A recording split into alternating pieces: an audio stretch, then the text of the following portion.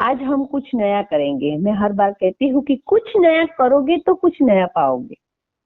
इस बार हम विक्रम बेताल की स्टोरी सुनेंगे। आज तक हम हमारी मातृभाषा गुजराती में रीडिंग करते आए। हमारे इस ग्रुप का एक उद्देश्य है कि हम लोग नियमित रीडिंग करें, हमारे में एक आदत बन जाए। इसलिए हम रोज का 10 मिनट का रीडिंग करते हैं। तो बस यही हम आगे बढ़ाएंगे।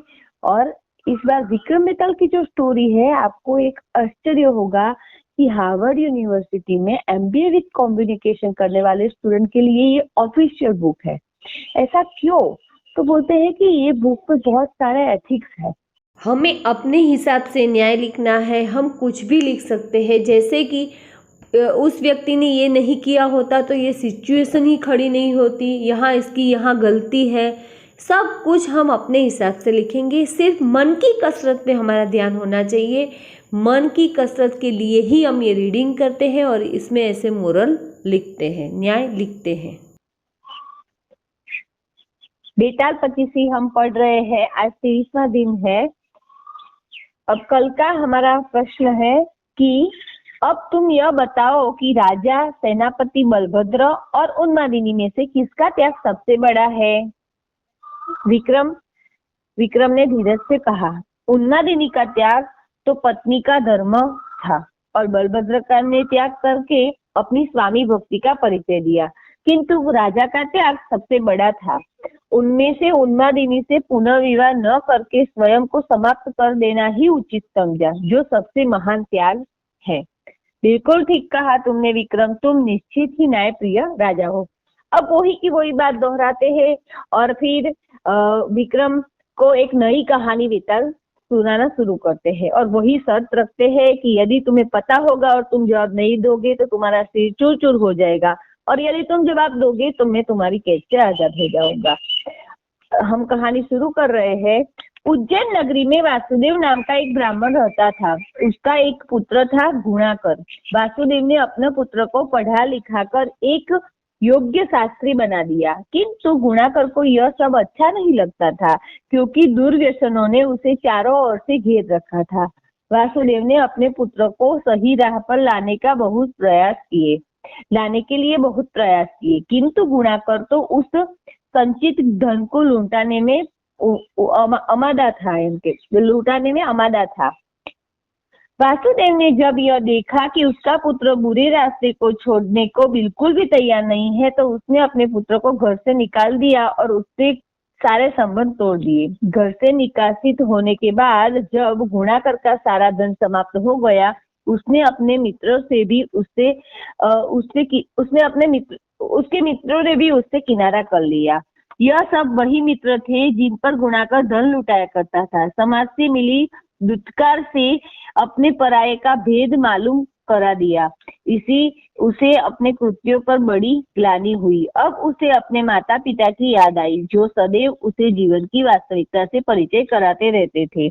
उसके मन में यह विचार आया कि वापस लौटकर अपने माता पिता से क्षमा मांग ले, किंतु फिर उसने यह विचार किया, पहले उसे अपने पापों का प्रायश्चित करना चाहिए, उसके बाद कुछ बनकर ही अपने माता पिता के पास लौटेगा। वह सन्यासी बनकर जंगलों में भटकने लगा। कई दिनों तक भूखा प्यासा रहने के कारण उसकी दुर्दशा हो गई।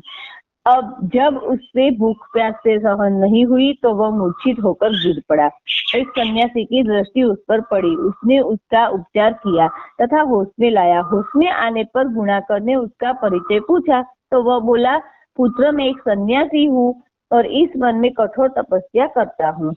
तुम कौन हो और क्यों परेशान हो? गुणाकर ने अपनी आपबीती सन्यासी को सुना दी। सन्यासी ने अपनी सिद्धि के बल पर उसके लिए भोजन आदि व्यवस्था कर दी।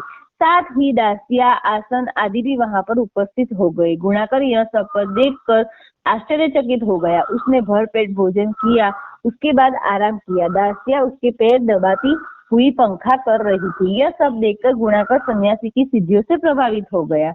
शाम को गुणाकर सन्यासी से मिलने उसकी कुटिया में गया। सन्यासी उस समय साधना में लीन था। कुछ समय बाद जब सन्यासी ने आंख खोली तो सामने गुणाकर को देखकर पूछा, कहो पुत्र, कैसे आना हुआ? महात्मन, क्या मैं भी आपकी तरह सिद्धियां प्राप्त कर सकता हूँ? कर तो सकते हो पुत्र, लेकिन बहुत ही कठोर तपस्या करनी होगी, तरह तरह के कष्ट झेलने पड़ेंगे। मुझे स्वीकार है महात्मन, एक बार और सोच लो, यह कोई सरल कार्य नहीं है।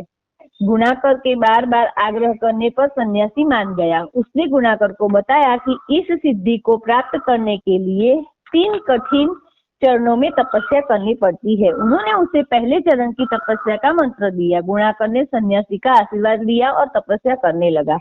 अंततः घोर तपस्या करके गुणाकर ने सिद्धि प्राप्ति के प्रथम चरण को पूरा कर लिया। यह देखकर सन्यासी को बहुत ही प्रसन्नता हुई। उसने गुणाकर को दूसरे चरण का मंत्र दिया और कहा कि यह इससे भी कठिन तपस्या है, तपस्या के लिए तैयार हो जाए। लेकिन गुणाकर ने दूसरे चरण की तपस्या से पूर्व अपने माता पिता के पास जाने की इच्छा प्रकट की। वह चाहता था कि अपने माता पिता को भी दिखा दे कि वह उनका योग्य पुत्र बन गया है तथा तपस्या करके उसने कई सिद्धियां प्राप्त कर ली है। उस सन्यासी ने गुणाकर को माता पिता से मिलने की आज्ञा दे दी। गुणाकर ने अपनी सिद्धि के बल पर माता पिता के लिए बहुत से उपहार प्राप्त किए और उनसे मिलने के लिए घर की ओर चल दिया। घर पहुंचकर उसने माता पिता को प्रणाम किया और उपहार सौंप दिए। साथ ही यह भी बताया कि उसने कठोर तपस्या करके सिद्धियां हासिल कर ली है तथा अभी और भी तपस्या करने के लिए वापस जाना है। उसके माता पिता बहुत प्रसन्न हुए कि उनका पुत्र सही राह पर आ गया। माता पिता से मिलकर गुणाकर वापस सन्यासी के पास लौट आया और दूसरे चरण की तपस्या शुरू कर दी। गुणाकर बहुत समय तक तपस्या करता रहा, किंतु उसे सिद्धि प्राप्त नहीं हुई। तब वह सन्यासी के पास गया और इसका कारण पूछा। सन्यासी बोला, पुत्र गुणाकर, तुम्हारी दूसरे चरण की तपस्या कभी पूर्ण नहीं होगी, क्योंकि तुम प्रथम चरण की सिद्धियां भी खो चुके हो। अब तुम्हें सिद्धियां प्राप्त करने के लिए पुनः प्रथम चरण से तपस्या आरंभ करनी पड़ेगी। जो आज्ञा महात्मन कहकर गुणाकर सच्ची लगन और निष्ठा से पुनः कठोर तपस्या करने लगा। अंततः तीनों चरण की तपस्या पूर्ण करके सभी सिद्धियों को प्राप्त कर लिया। विक्रम, क्या तुम बता सकते हो कि गुणाकर ने अपनी पहली सिद्धि क्यों खो दी?